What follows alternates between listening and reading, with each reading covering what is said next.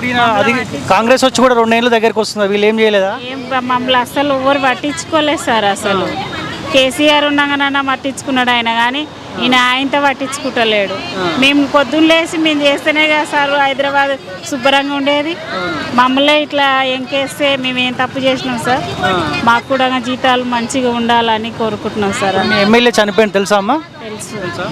పోయిరా చూడనికి పోయిరా? పోలేదు సార్. పోలేదా? పోలేదు.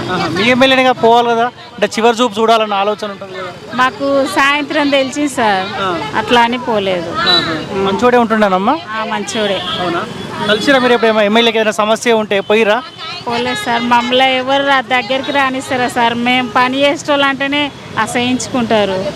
ఎవరు మాట్లాడతారు మాతో? మీరు పని చేస్తేనే మొత్తం రోడ్లు మొత్తం క్లీన్గా ఉంటాయి కదా. అనుకోరు కదా సార్, మరి ఎవరు పట్టించుకోరు.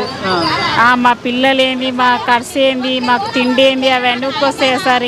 ఈ జీతం అసలు ఏం సరిపోతలేదు.